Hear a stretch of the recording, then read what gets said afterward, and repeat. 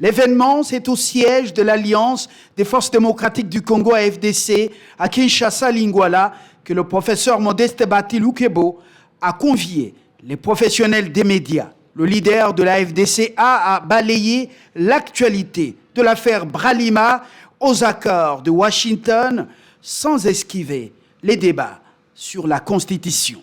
D'abord, la riposte judiciaire dans l'affaire Bralima.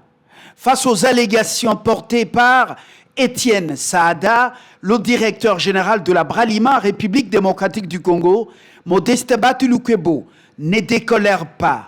Qualifiant l'affaire de cabale montée de toutes pièces, il dément avec vigueur les accusations contenues dans la correspondance du 11 octobre 2025 adressée à la présidence de la République. Le deuxième vice-président du Sénat a annoncé avoir déposé plainte devant le procureur général près la cour d'appel de Kinshasa-Gombe pour imputation dommageable, diffamation et dénonciation calomnieuse. Bati Lukebo invite la presse à se rapprocher des ministères des Finances et de la coopération régionale pour éclairer l'opinion. Je dénonce un rapport erroné du directeur général de la Bralima Kinshasa, M.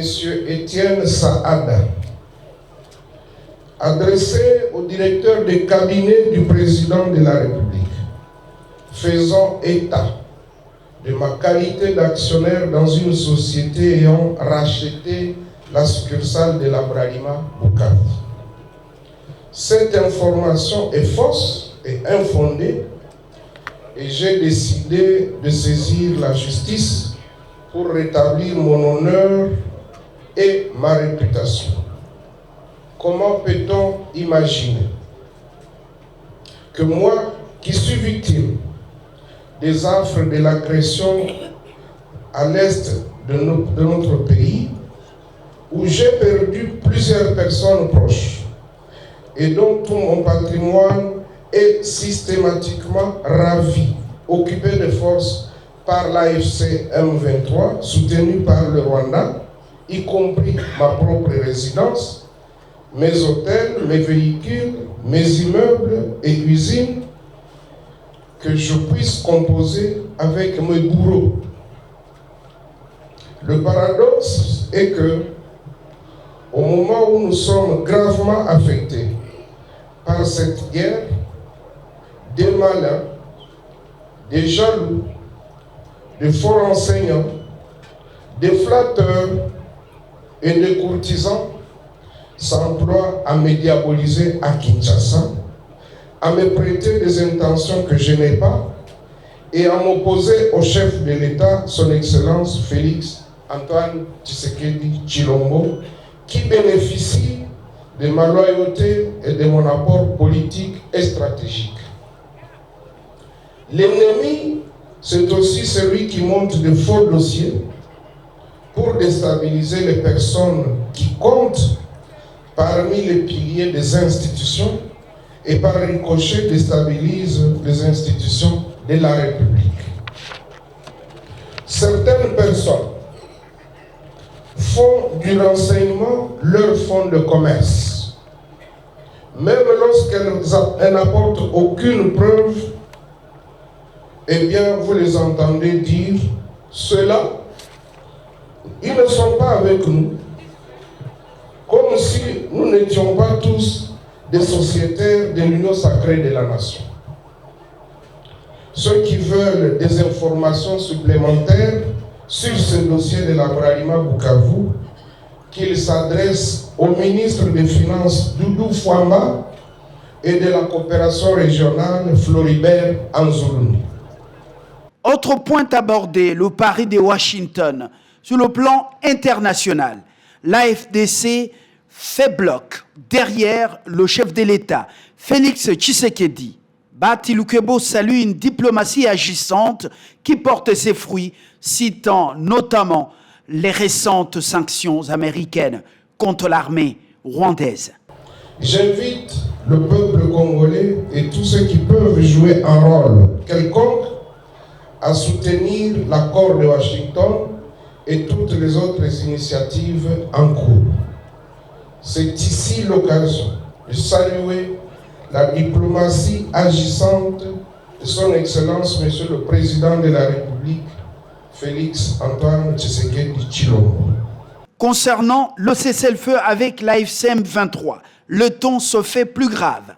Là où certains voient une certaine accalmie, le leader de la FDC perçoit le piège de la balkanisation. Il exhorte l'ONU à appliquer strictement la résolution 2773 du Conseil de sécurité pour briser le statu quo. S'agissant du cessez-le-feu, nous devons tous avoir la même compréhension et surtout faire attention.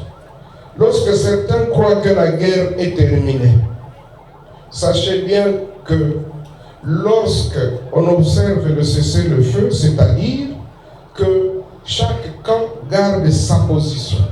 Or, au jour d'aujourd'hui, une bonne partie de notre territoire national, au nord Kivu et au sud Kivu, est occupée et administrée par l'AFC M23 soutenu par le Rwanda. Ceux qui soutiennent le statu quo appuient la partition de notre pays. Notre combat actuel doit consister à faire pression pour la stricte application de la résolution 2773 du Conseil de sécurité des Nations Unies, en ce qu'elle exige le retrait des troupes rwandaises du territoire national.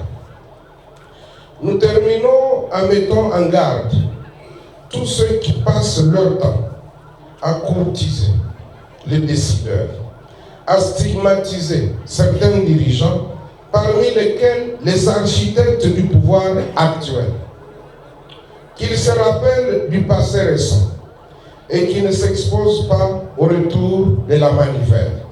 Dialogue, constitution et union sacrée. Modeste Batiloukwebo a affiché une ligne très claire. D'abord, la révision constitutionnelle. L'AFDC reste républicaine. Pour le professeur Batiloukwebo, l'argument d'une constitution vieillissante ne tient pas. Dialogue dit inclusif. Oui à un dialogue dont les modalités restent à définir, incluant même ceux ayant pris les armes pour une paix durable, a-t-il souligné. Et à propos de l'union sacrée, membre du présidium, il rassure sur l'unité de la plateforme tout en déplorant une certaine léthargie qu'il convient de secouer. Enfin, le cas au Jefrem. Le leader de la FDC a pris la défense de William Kazumba, mandataire suspendu, louant ses qualités managériales et dénonçant une procédure irrégulière. Selon lui, il en appelle directement à l'arbitrage du président de la République pour sa réhabilitation.